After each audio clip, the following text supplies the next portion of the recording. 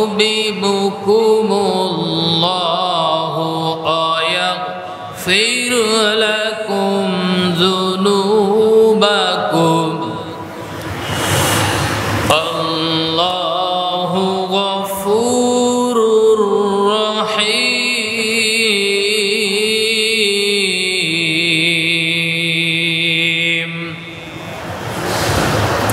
কোরআনুল মাজিদ সূরাতুল আল ইমরান 31 নম্বর আয়াতে কারিমা আল্লাহ রাব্বুল আলামিন বলেন, কুল ইন কুনতুম তুহিব্বুনাল্লাহ, নবী আপনি বলুন যদি তোমরা আল্লাহকে ভালোবাসো তাহলে আমার অনুসরণ করো, ইত্তেবা করো, তাহলে আল্লাহ রাব্বুল আলামিন তোমাদের ভালোবাসবেন। ওয়া ইয়াগফির লাকুম যুনুবাকুম, আর তোমাদের জীবনের যত গুনাহ আছে আল্লাহ রাব্বুল আলামিন সব মাফ করে দেবেন। আল্লাহু গফুরুর রহিম, আর তিনি অত্যন্ত ক্ষমাশীল এবং পরম দয়ালু। জোরে বলেন সুবহানাল্লাহ। যে আয়াতে কারিমা তেলাওয়াত করেছি তার শাব্দিক অর্থ আপনাদের সামনে উপস্থাপন করেছি। এই আয়াতে কারিমার আলোকে আজকের আলোচনার সাবজেক্টের শিরোনাম হচ্ছে, যেহেতু আল্লাহ বলেছেন ফাত্তাবিউনি, তোমরা নবীকে অনুসরণ করো, ইত্তেবা করো। কোন কোন কারণে, কি কি কারণে নবীকে অনুসরণ করা আল্লাহ তাআলা ফরজ করেছেন, এই প্রসঙ্গ নিয়ে আমরা আলোচনা করার জন্য চেষ্টা করব। আর কি প্রিয় ভাইরা আমার, বিষয়টা খুব লক্ষণীয়, গুরুত্ব সঙ্গে নিয়ে আলোচনাটা শ্রবণ করার জন্য চেষ্টা করতে হবে। আল্লাহ রাব্বুল আলামিন তার প্রিয় হাবিবকে অনুসরণ করা, আনুগত্য করা আল্লাহ তাআলা আমাদের উপরে, সকল মানুষের উপরে আল্লাহ রাব্বুল আলামিন ফরজ করেছেন। ফাত্তাবিউনি শব্দটা আছে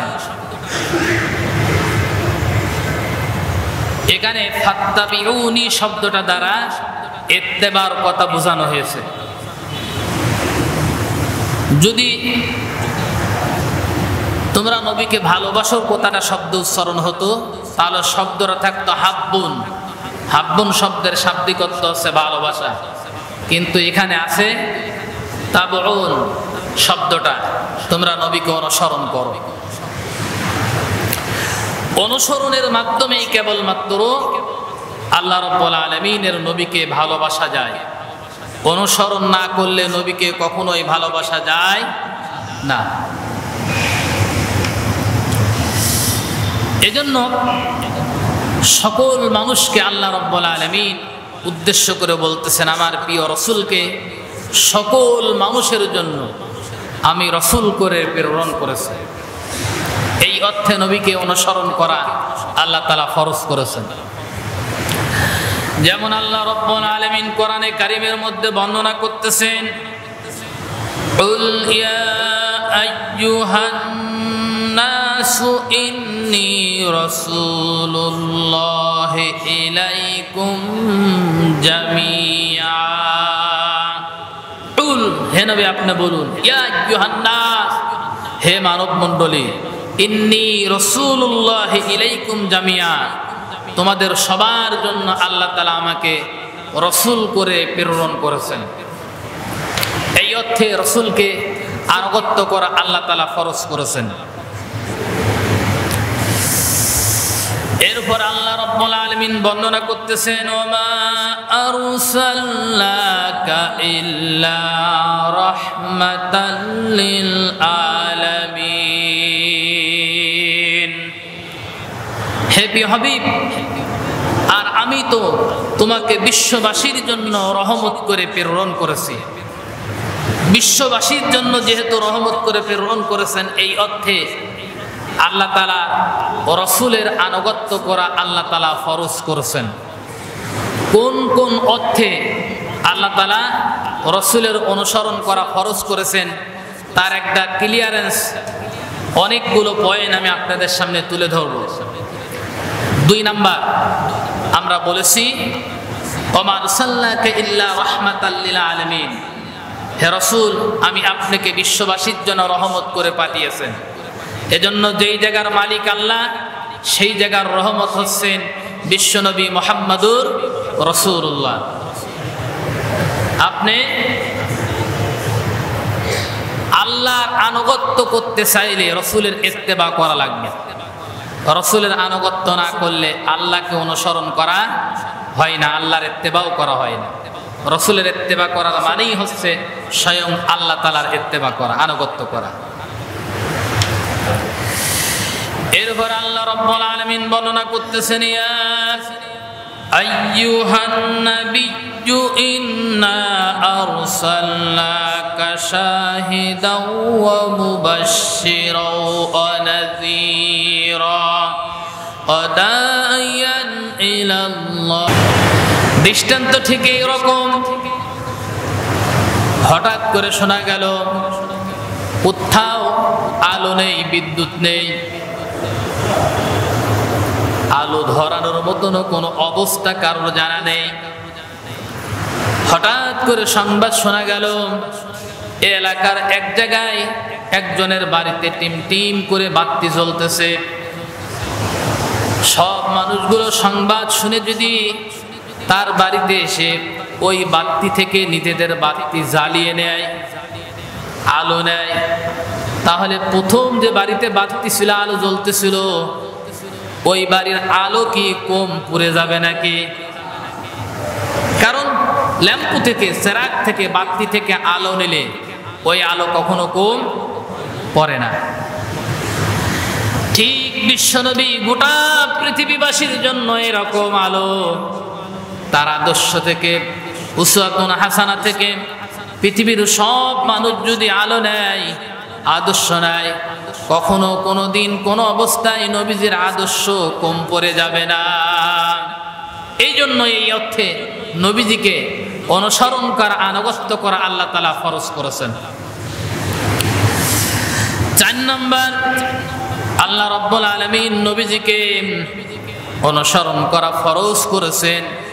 এই পৃথিবীতে যত নবী পৃথিবীতে প্রেরিত হয়েছেন, সকল নবীরা আমার আপনার নবীদের ব্যাপারে, আমার আপনার নবীর ব্যাপারে সুসংবাদ জানিয়েছেন। সকল আসমানি গ্রন্থে প্রিয় নবীদের নাম ছিল, ভবিষ্যৎবাণী ছিল যে কিয়ামতের আগে এমন একজন নবী আসবেন, আখির জামানার পয়গম্বর, তার নাম হবে মুহাম্মদ, তার নাম হবে আহমদ। গোটা কোরআনে কারিমের মধ্যে আল্লাহ তাআলা নবীজিকে 7টা নামে সম্বোধন করেছেন। কয়টা নামে? 7টা নামে। আল্লাহ রাব্বুল আলামিন বলেছেন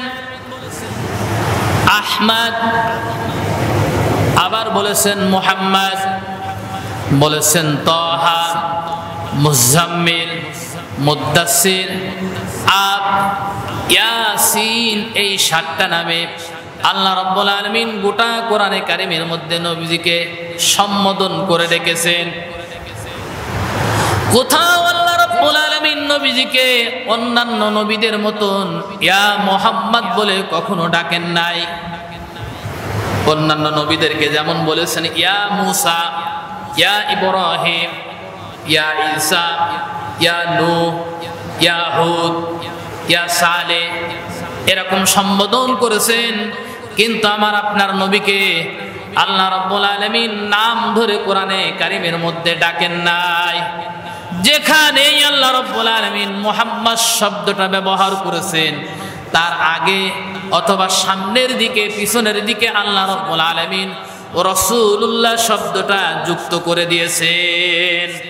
যেমন আল্লাহ রাব্বুল আলামিন বর্ণনা করতেছেন মুহাম্মাদুর রাসূলুল্লাহ, জোরে বলেন সাল্লাল্লাহু আলাইহি ওয়াসাল্লাম।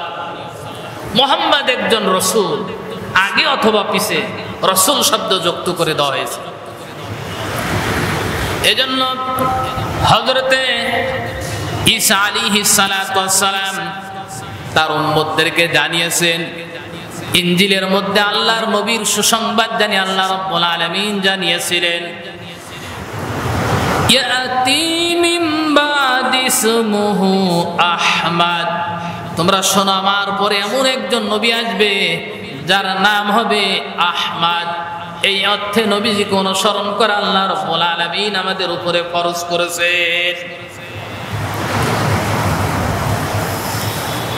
নবীজিকে অনুসরণ করা আল্লাহ রাব্বুল আলামিন ফরজ করেছেন এই অর্থে তাম পৃথিবীর মানুষদের জন্য নবীকে আদর্শ মডেল বানিয়ে দিয়েছেন।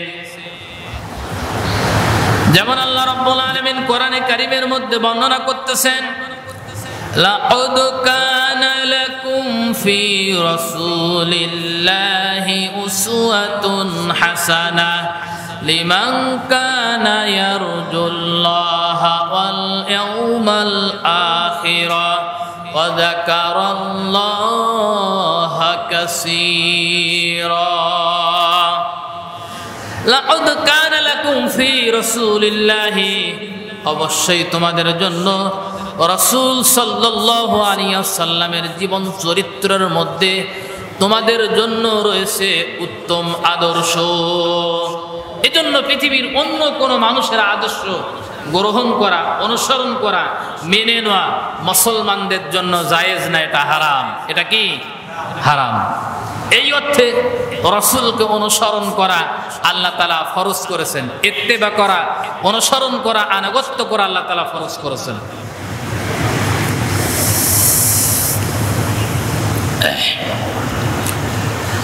6 নাম্বার, আল্লাহ রাব্বুল আলামিন বর্ণনা করতেছেন নবীজিকে আল্লাহ রাব্বুল আলামিন নবীজিকে আনুগত্য করা, অনুসরণ করা আল্লাহ রাব্বুল আলামিন ফরজ করেছেন এই অর্থে, ওয়ারাফা'না লাকা যিকরাক ফাইন্না মা'আল উসরি ইসরা, ইন্না মা'আল উসরি ইসরা।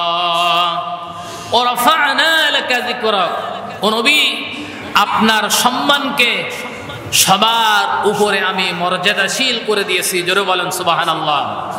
এই পৃথিবীতে যত মাখলুক আছে, যত মানুষ আছে, যত ফেরেশতা আছে, যত নবী আছেন, সবার উপরে আমার আপনার নবীকে, বিশ্বনবী মুহাম্মদুর রাসূলুল্লাহ সাল্লাল্লাহু আলাইহি ওয়াসাল্লামকে আল্লাহ রাব্বুল আলামিন সবচাইতে মর্যাদা দিয়েছেন, সম্মান দিয়েছেন, ইজ্জত দিয়েছেন। জোরে বলেন আল্লাহু আকবার।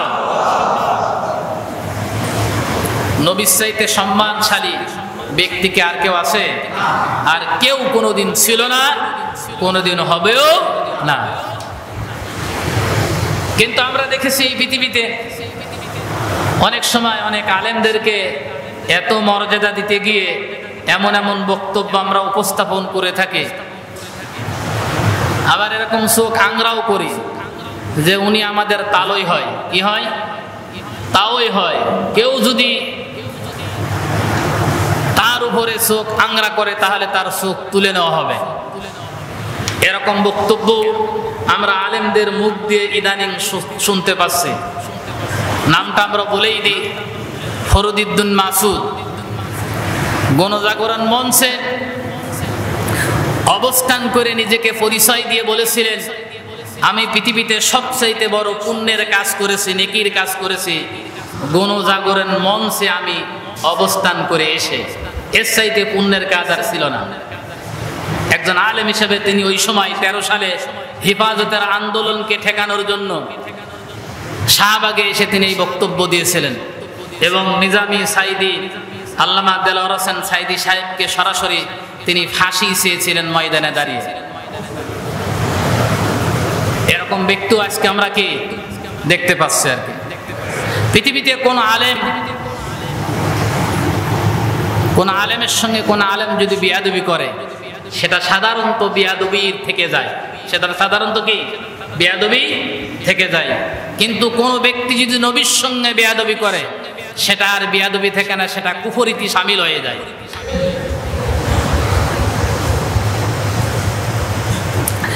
প্রিয় ভাইরা আমার, তাহলে বলতেছিলাম নবীজিকে আনুগত্য করা, অনুসরণ করা আল্লাহ ফরজ করেছেন। 6 নম্বর পয়েন্টে বলেছি আল্লাহ রাব্বুল আলামিন এই পৃথিবীতে সবচাইতে সম্মানশালী মর্যাদাশালী যেই ব্যক্তিকে সম্মানের আসনে বসিয়েছেন তিনি আমাদের প্রিয় নবীজি মুহাম্মাদুর রাসূলুল্লাহ সাল্লাল্লাহু আলাইহি ওয়াসাল্লাম। এই অর্থে নবীজিকে অনুসরণ করা আনুগত্য করা আল্লাহ তাআলা ফরজ করেছেন। 7 নম্বর পয়েন্টে বলছি আল্লাহ রাব্বুল আলামিন কোরআনে কারীমের মধ্যে বর্ণনা করেন নুন ওয়াল কলামি ওয়া মা ইয়াসতুরুন মা আনতা বিনিমাতি রাব্বিকা বিমাজনুন ওয়া ইন্না লাকা লাআজরান গায়রা মামনুন ওয়া ইন্নাকা লাআলা খুলুকিন আযীম। জোরে বলেন আল্লাহু আকবার। এই পৃথিবীতে আপনি যেই দিকেই তাকাবেন যতই সৌন্দর্য আপনি লক্ষ্য করেন না কেন কিছু না কিছু খুঁত কিন্তু আপনি অবশ্যই খুঁজে পাবেন তার মধ্যে, ঠিক কিনা?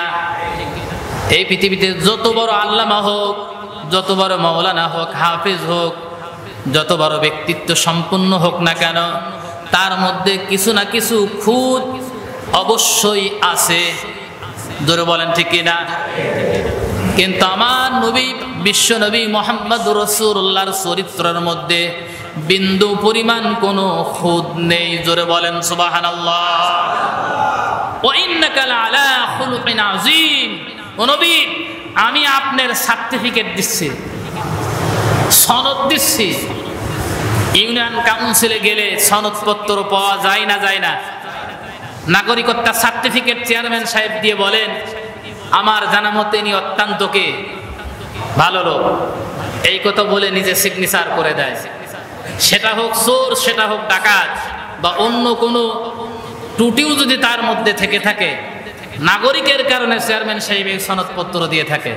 কিন্তু আল্লাহ রসুলের সনদপত্র পৃথিবীর কোনো মানুষ দেয় নাই, দিয়েছেন স্বয়ং আমার আল্লাহ। কে দিয়েছেন? আল্লাহ। ওয়া ইন্নাকা লাআলা খুলুকিন আযীম। এই গোটা পৃথিবীতে যত নবী আল্লাহ তাআলা প্রেরণ করেছেন সকল নবীদের মধ্য থেকে 3 জন নবীর নামের সামনে আল্লাহ তাআলা তার সিফাতি নাম ব্যবহার করেছেন। কয়জন নবীর নামের সামনে? 3 জন নবীর নামের সামনে আল্লাহ তার সিফাতি নাম ব্যবহার করেছেন। একজন আছে ইয়াকুব আলাইহিস সালাতু ওয়াস সালাম, তার নামের সামনে আল্লাহ তাআলা বিগুলামিন আলিম শব্দ ব্যবহার করেছেন। আর হযরত ইব্রাহিম আলাইহিস সালাতু ওয়াস সালামের বড় সন্তান ইসমাইলের নামের সামনে আল্লাহ তাআলা বিগুলামিন হালিম শব্দ ব্যবহার করেছেন। আর এই কোরআনে কারীমের মধ্যে আল্লাহর যত সিফাতি নাম আছে সবচাইতে বড় সিফাতির নাম হচ্ছে আজিম। এই আজিম সিফাতি নামটা স্বয়ং আমার আপনার নবীজি, প্রিয় নবীজি, বিশ্ব নবী মুহাম্মদুর রাসূলুল্লাহ সাল্লাল্লাহু আলাইহি ওয়াসাল্লামের অধিকারী। প্রিয় ভাইরা আমার, এই জন্য নবীজিকে অনুসরণ করা আল্লাহ তাআলা ফরজ করেছেন। প্রিয় ভাইরা আমার, নবীজিকে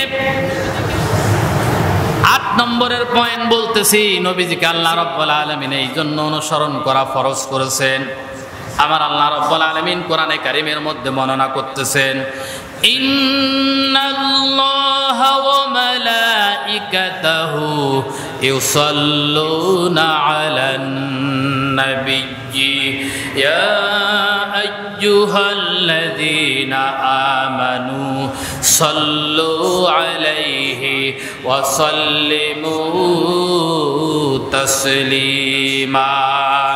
জোরে বলেন আল্লাহু আকবার। আল্লাহ নিজে বলতেছেন ইন্নাল্লাহ, নিশ্চয় আমি আল্লাহ, ওয়া মালাইকাতাহু, আমার ফেরেশতা মণ্ডলীরা, ইউসাল্লু, আমি আমার নবীর প্রতি দরুদ ও সালাম পেশ করি। সুতরাং ইয়া আইয়ুহাল্লাযীনা আমানু, হে ঈমানদাররা, তোমাদেরকে বলছি তোমরা আমার নবীর উপরে দরুদ ও সালাম পেশ করো। এজন্য নবীর উপরে দরুদ ও সালাম পেশ করা আমাদের উপরে আল্লাহ রাব্বুল আলামিন ওয়াজিব করে দিয়েছেন। এজন্য নামাজে আমরা নবীর প্রতি দরুদ ও সালাম পেশ করি না, যদি তা না করি তাহলে আমাদের নামাজ বাতিল, আল্লাহর দরবারে কবুল হবে না, এমনকি মাথার উপরে উঠবে না। নবীজি বলেছেন যে কোনো দোয়াই যে কোনো ইবাদতে আগে এবং পরে আমার জন্য ওই দোয়ায় ওই ইবাদতে যদি দরুদ পড়া না হয় সেই ইবাদত ঝুলন্ত অবস্থায় থাকে, মাথার উপরও ওঠে না। স্বয়ং আল্লাহ এবং তার ফেরেশতা মণ্ডলী নবীজির উপরে দরুদ ও সালাম পেশ করে। আর নবীজি বলেছেন, যে ব্যক্তি আমার উপরে একবার দরুদ ও সালাম পেশ করে, আল্লাহ তাআলা এই দরুদ ও সালাম পেশ করার সম্মানার্থে 10টা গুনাহ সাথে সাথেই মাফ করে দেয়। জোরে বলেন সুবহানাল্লাহ। আর শুধু 10টা গুনাহই মাফ করেন না, 10টা সম্মান সাথে সাথে আমার আল্লাহ রাব্বুল আলামিন বৃদ্ধি করে দেন। জোরে বলেন সুবহানাল্লাহ। এজন্য বেশি বেশি দরুদ ও সালাম পেশ করবেন। যারা বেশি বেশি দরুদ ও সালাম আর ইস্তেগফারের আমল করে, আল্লাহ তাআলা তাদেরকে দুনিয়ায় 5টা পুরস্কার দান করেন। কয়টা? 5টা। আমি এই বিষয় নিয়ে আলোচনা করছি না। দুনিয়ায় স্পেশালি তাদেরকে 5টা পুরস্কার দান করা হয়। প্রিয় ভাইরা আমার, এই অর্থে নবীজিকে অনুসরণ করা আল্লাহ ফরজ করেছেন। এবার আসেন 9 নম্বরে, আমার আল্লাহ রাব্বুল আলামিন বর্ণনা করতেছেন নবীজির উপরে অনুসরণ করা ফরজ করেছেন এই কারণে, আল্লাহ নবীকে বিচারক হিসাবে মানা আমাদের জন্য আল্লাহ ফরজ করে দিয়েছেন। কোরআনে কারীমের মধ্যে আল্লাহ বলতেছেন, ফালা রাব্বিকা লা ইউমিনুনা হাত্তা ইউহাক্কিমুকা ফীমা শাজারা বাইনাহুম সুম্মা লা ইয়াজিদু ফি আনফুসিহিম হারাজাম মিম্মা কাদাইতা ওয়া ইউসাল্লিমু তাসলিমা। জোরে বলেন আল্লাহু আকবার। আল্লাহ রাব্বুল আলামিন বলেন, ফালা রাব্বিকা, নবী আপনার রবের শপথ, রবের কসম, তারা কখনো ঈমানদার হতে পারবে না, মুমিন হতে পারবে না যত সময় পর্যন্ত তাদের পারিপার্শ্বিক বিষয়ের যে সমস্যাগুলো আছে ওই সমস্যা সমাধান করার জন্য আমাকে বিচারক হিসাবে না মানবে, রাসূলকে বিচারক হিসাবে না মানবে, তত সময় পর্যন্ত একজন ব্যক্তি আল্লাহ রাব্বুল আলামিনের কাছে ঈমানদার বলে আখ্যায়িত হতে পারবে না। এই অর্থে নবীজিকে অনুসরণ করা আল্লাহ রাব্বুল আলামিন ফরজ করেছেন। জীবনের সকল ক্ষেত্রে একমাত্র বিচারক হবে আমাদের প্রিয় নবীজি মুহাম্মদুর রাসূলুল্লাহ সাল্লাল্লাহু আলাইহি ওয়াসাল্লাম। আপনি যখন যে কোনো সমস্যায় পড়বেন, ওই সমস্যার সলভ করার জন্য পৃথিবীতে বিচারক মানবেন কেবলমাত্র কাকে? নবীজিকে। কাকে? নবীজিকে। নবীজি যে ফাইসালা দেবেন বা ওই ব্যাপারে যে ফাইসালা দিয়েছেন, ওই ফাইসালা স্বেচ্ছায় সজ্ঞানে আপনার মস্তক তার সামনে অবনত করে দিতে হবে। বলতে হবে যে আমার রাসূল এই ব্যাপারে সিদ্ধান্ত এই দিয়েছেন, আমি এই রায় মাথা পেতে নিলাম, মেনে নিলাম। আপনি কোন রকম মাথা ঝাঁকি দিতে পারবেন না। যদি দেন তাহলে মুমিন থেকে, মুসলিম থেকে আপনার নাম বাদ পড়ে যাবে। প্রিয় ভাইরা আমার, শুধু বাদই পড়বে না, আমি যদি এক একটা আয়াতের ঘটনা নিয়ে কথা বলি অনেক লম্বা কাহিনী হবে। ঘটনা নিয়ে কথা বলছি না, প্রত্যেকটা আয়াত নাজিলের এক একটা ঘটনা আছে, প্রেক্ষাপট আছে, শানে নজুল আছে, ঐতিহাসিক পটভূমি আছে। প্রিয় ভাইরা আমার, আল্লাহর রাসূল তার একজন মহিলা সাহাবীকে বললেন, তোমার জন্য নির্ধারণ করা হয়েছে অমুকের সঙ্গে তোমার বিবাহ বন্ধনের আবদ্ধ ব্যবস্থা করা হলো। কিন্তু নবীজির ওই সাহাবী গোলাম ছিলেন বিদায় আল্লাহর রাসূলের ওই মহিলা সাহাবী তিনি আপত্তি জানালেন প্রথমে, এমনকি তার পরিবারের সদস্যরাও একটু আপত্তি জানালেন যে একজন গোলামের সঙ্গে সম্ভ্রান্ত পরিবারের একজন মহিলার বিবাহ হবে, এটা মেনে নেওয়া যায় না। আল্লাহ রাব্বুল আলামিন এটা বরদাস্ত করলেন না, সাথে সাথে আয়াত নাজিল করে সাহাবায়ে কিরামদেরকে সংশোধন করে দিলেন। আল্লাহ রাব্বুল আলামিন বললেন, ওয়ামা কানা লিমুমিনিন ওয়ালা মুমিনাতিন ইযা কাদাল্লাহু ওয়া রাসূলুহু আমরান আন ইয়াকুনা লাহুমুল খিয়ারাতু মিন আমরিহিম ওয়া মান ইয়াসিল্লাহা ওয়া রাসূলুহু ফাকাদ দাল্লা দালালাম মুবিনা। আল্লাহ রাব্বুল আলামিন বলেন, রাসূলের পক্ষ থেকে কোনো সিদ্ধান্ত যদি কখনো এসে যায়, আর ওই সিদ্ধান্ত যদি কোনো মুমিন ভায়োলেট করে, কোনো মুমিন প্রত্যাখ্যান করে, সে ব্যক্তি সাথে সাথে গুমরাহির মধ্যে নিমজ্জিত হয়ে যায়। এজন্য বলছি, রসুলকে আনুগত্য করা এই অর্থে আল্লাহ তাআলা ফরজ করেছেন যে রসুলের কোনো নির্দেশ এসে যাওয়ার পরে সেটা প্রত্যাখ্যান করা কোনো মুসলমানের জন্য জায়েজ নয়, এটা হারাম। যত কষ্টই হোক, তাতে যদি আপনার বাড়ি চলে যায় স্বেচ্ছায় সজ্ঞানে ছেড়ে দেন, তাতে যদি আপনার স্ত্রী চলে যায় স্বেচ্ছায় সজ্ঞানে ছেড়ে দেন, যদি সন্তান চলে যায় স্বেচ্ছায় সজ্ঞানে তা ছেড়ে দেন, কারণ সিদ্ধান্ত এসেছে আল্লাহ তার রসুলের পক্ষ থেকে। প্রিয় ভাইরা আমার, কোন ব্যক্তি যদি নবীজির আনুগত্য না করে, আমি আপনি যত আমল করি, যত তাহাজ্জুদ পড়ি, যত রোজা করি, দান সাদকা করি, হজ করি, আল্লাহর কসম আল্লাহ রাব্বুল আলামিনের দরবারে একটা আমলও কবুল হবে না। এটা আমার কথা না, স্বয়ং আল্লাহ রাব্বুল আলামিনের কথা। তাহলে এই অর্থে নবীজিকে অনুসরণ করা, আনুগত্য করা আল্লাহ ফরজ করেছেন। কোরআনে আল্লাহ বর্ণনা করতেছেন, ইয়া আইয়ুহাল্লাযীনা আমানু আতিউল্লাহা ওয়া আতিউর রাসূলা ওয়া লা তুবতিলু আমালাকুম। হে ঈমানদাররা, তোমরা আল্লাহ তার রাসূলের আনুগত্য করো, আর আনুগত্য না করে তোমরা তোমাদের আমলগুলোকে ধ্বংস করে দিও না।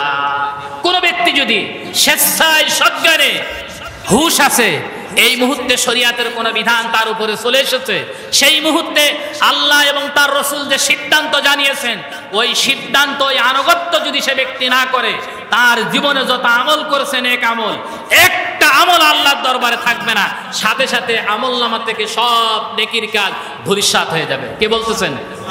আমি বলছেন, আল্লাহ বলছেন। দেখেন সূরাতুল মুহাম্মাদের 33 নম্বর আয়াতের মধ্যে আল্লাহ তাআলা এই তথ্যটা তুলে দিয়েছেন। এই অর্থে রসুলের আনুগত্য করা আল্লাহ তাআলা আমাদের উপরে কি করেছেন? ফরজ করেছেন।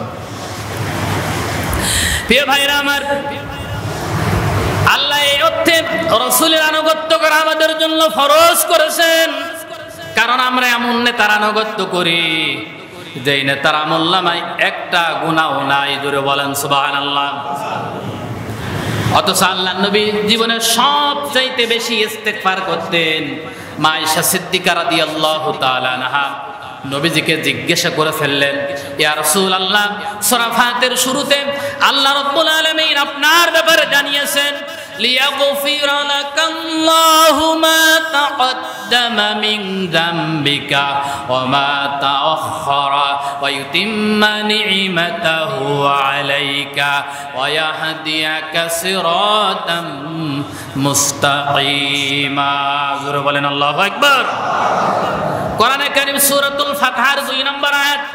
ও নবী, আপনার ব্যাপারে আল্লাহ জানিয়েছেন আপনার পিছনের গুনাহ, সামনের গুনাহ সব আল্লাহ মাফ করে দিয়েছেন। একটা নবীর আমলনামায় কোনো গুনাহ নেই। এজন্য নবীরাই হচ্ছেন পৃথিবীর মানুষদের জন্য আদর্শ। এজন্য আমরা বলি, আমাদের এই নবীকে আনুগত্য করে আল্লাহ তাআলা আমাদের এই জন্য ফরজ করেছেন, যেই নেতার আমলনামায় একটা কোনো গুনাহ নেই। আছে? নেই। আপনি কোন নেতার অনুসরণ করেন? আপনি লক্ষ্য করে তাকিয়ে দেখেন যে ওই নেতার আমলনামায় দিনের বেলা, রাতের অন্ধকারে ডান হাত আর বাম হাতের যে আমলনামা আছে এত ভয়ঙ্কর, তা দেখলে আপনি চুঙ্গ উঠবেন, আপনি আতঙ্কগ্রস্ত হয়ে যাবেন। তার পিছনের হাতের আমলনামা যদি আপনি দেখেন। এজন্য নবীরা সমস্ত স্ত্রীদের কাছে, সমস্ত সাহাবীদের কাছে একটা কথা বলতে সাহস হয়েছে, ও আমার স্ত্রীরা, রাতের অন্ধকারে আমার মধ্যে তোমরা যা দেখতে পাও, ও সাহাবীরা, দিনের আলোতে আমার মধ্যে তোমরা যা দেখতে পাও তা খুলে খুলে মানুষের সামনে বর্ণনা করো। কিন্তু আমি আপনি কিন্তু এই কথা কখনোই বলতে সাহস পাবো না। আমার লিবাস, পোশাক দেখে দিনের বেলায় আদর্শ দেখে আপনার হয়তো ভালো লাগতে পারে, কিন্তু আমার গোপন কথাগুলো কিন্তু আমার স্ত্রী খুব ভালো করে জানে। জোরে বলেন ঠিক কিনা? আমি কোন জাতের মানুষ আমার স্ত্রীর চাইতে ভালো কিন্তু এই দুনিয়ার কোনো মানুষ জানে না। জানে? কেবলমাত্র নবীরা এই কথা বলতে সাহস পেয়েছে, ও আমার স্ত্রীরা, রাতের আধারে তোমরা আমার মধ্যে যা দেখতে পাও, দিনের আলোতে আমার মধ্যে যা দেখতে পাও সাহাবারা, তোমরা সব কুলে কুলে বর্ণনা করো। এই অর্থে নবীজিকে অনুসরণ করে আল্লাহ তাআলা ফরজ করেছেন। এজন্য পৃথিবীতে সকল নবীরা হচ্ছেন নেতা। এই নেতার আল্লাহ রাব্বুল আলামিন নেতা বলেছেন।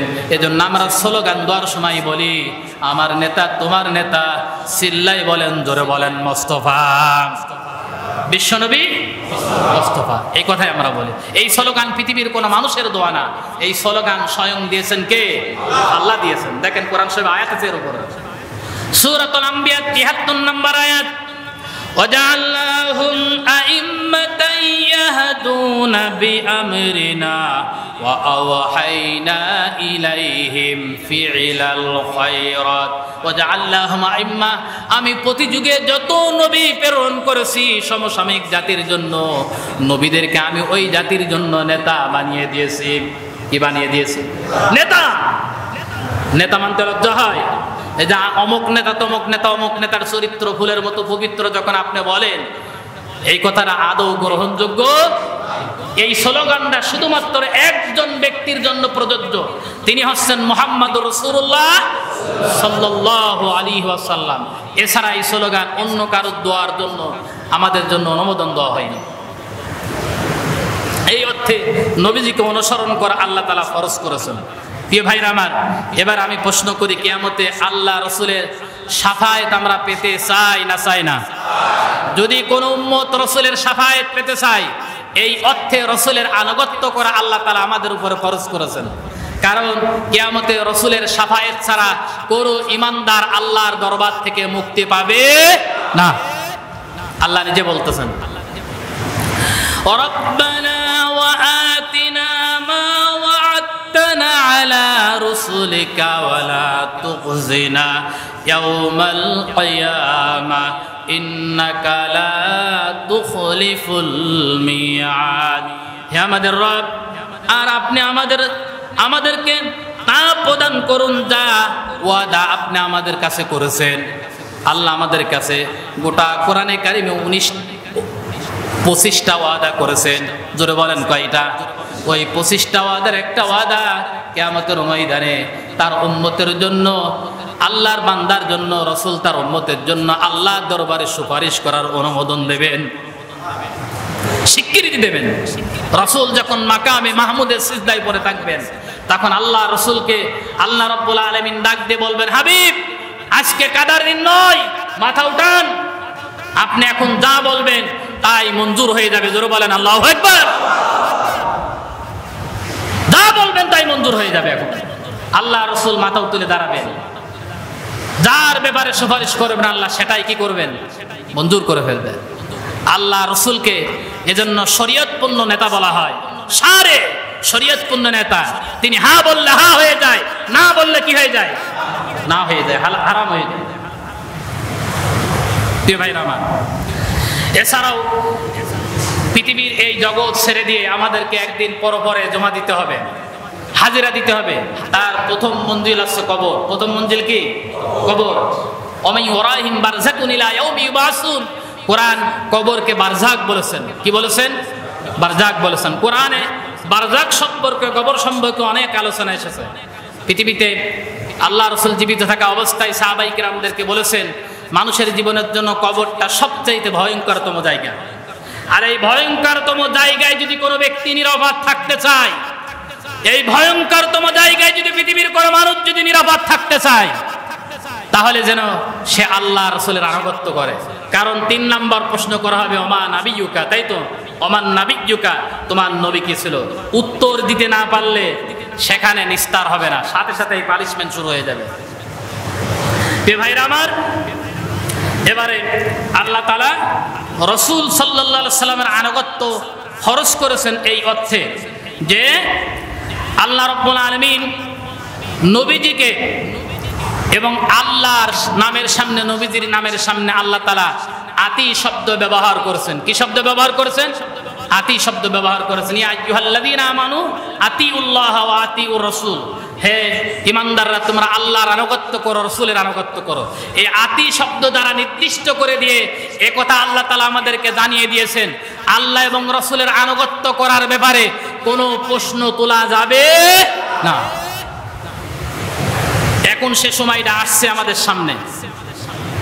আজকে সেই সুযোগটা মুসলমানদেরকে আসছে সামনে।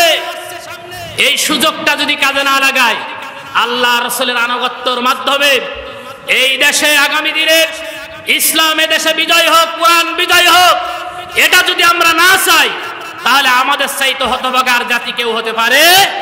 এই সুযোগটা সামনে আসছে। আমরা দেখতে পাচ্ছি ওলামায়ে কেরাম ঐক্যবদ্ধ হচ্ছে, কিন্তু তার মাঝখানেও আমরা কিছু বিভেদ দেখতে পাচ্ছি। কিন্তু আমরা এই ব্যাপারে কোনো আপোষ করতে রাজি না।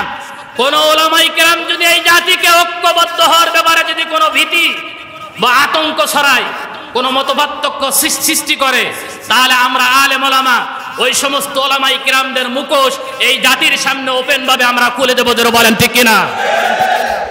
আগামী দিনে ইনশাআল্লাহ সেই দিন আসছে। প্রিয় ভাইরা আমার, আমরা এই বক্তব্য শুনতে চাই না যে অমুক আমার তালই হয়, অমুক আমার তাওই হয়, সুতরাং তার ব্যাপারে কিছু বলা যাবে না। অতীতে যে সমস্ত আলেম ওলামা এই জাতির সামনে আলেম ওলামাদের সঙ্গে গাদ্দারি করেছে, গোটা মুসলিম উম্মাহর সঙ্গে গাদ্দারি করেছে, তাদেরকে অবশ্যই ইনশাআল্লাহ আগামী দিনে ছাড়া হবে না। আমরা এই দৃশ্যগুলো দেখতে পাচ্ছি। প্রিয় ভাইরা আমার, এজন্য সবাইকে সজাগ থাকতে হবে। সাধারণ পাবলিক চাচ্ছে সবাই আলেম ওলামারা ঐক্যবদ্ধ, ঠিক কিনা? সাধারণ পাবলিক চাচ্ছে, কিন্তু আলেম ওলামাদের ভিতরে একটা বিভেদ তৈরি হয়েছে। অমুকের আকীদা খারাপ, অমুকের এই খারাপ, তমুক খারাপ, তমুক খারাপ ইত্যাদি নিয়ে তারা সরগোল করতেছে। এখন এই কথা বলার সময় না। আজ যদি এই সুযোগটা কাজে না লাগাতে পারে আলেমরা, তাহলে আর 100 বছরের ভিতরে ইসলামের ঐক্য এবং ইসলাম প্রতিষ্ঠার কোনো কাজ বাস্তবায়নে দেশে আলেম ওলামা দেখতে পাবে না। প্রিয় ভাইরা আমার, এজন্য আমাদের সব জায়গায় থেকে স্থান থেকে সজাগ থাকতে হবে এবং সবাই ঐক্যবদ্ধ হয়ে এই দাবি জানাতে হবে এবং চাপ সৃষ্টি করতে হবে। বাংলাদেশে যত ঘরানার আলেম আছে তারা যেন সবাই এক মঞ্চে আসে এবং ঐক্যবদ্ধ হয়, যাতে আমরা অনেক কিছু এই বাংলাদেশে দেখেছি, আগামী দিনে এই দেশে কোরআনের রাজ দেখতে চাই। জোরে বলেন ঠিক কিনা? কারণ এই পৃথিবীতে কোরআনের রাজের মাধ্যমেই এই পৃথিবীতে শান্তি প্রতিষ্ঠিত হতে পারে, ইনসাফ প্রতিষ্ঠিত হতে পারে। অন্য কোনো পন্থা ইনসাফ প্রতিষ্ঠিত হতে পারে না। প্রিয় ভাইরা আমার, আল্লাহ রাসূল আমাদেরকে এই শিক্ষাই দিয়েছেন। আমি এরকম একটা পয়েন্ট নাম 30টা পয়েন্ট আপনাদের সামনে বলতে পারবো। 30টা কারণে আল্লাহ রাসূলের আনুগত্য করা আমাদের উপরে আল্লাহ তাআলা ফরজ করেছেন। কয়টা কারণে? 30টা কারণে। কেবলমাত্র আমি আপনাদেরকে বলেছি 16টা কারণ। কতটা কারণ? 16টা কারণ ছিল।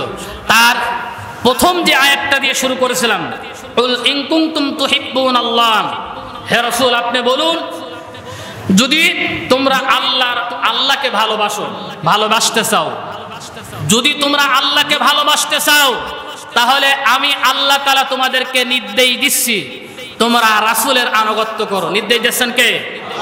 আল্লাহ। রাসূলের আনুগত্য করো, তাহলে ইহবিবুকুমুল্লাহ, আমি আল্লাহ তাআলাই তোমাদেরকে আল্লাহর ভালোবাসার কোনো প্রয়োজন নেই।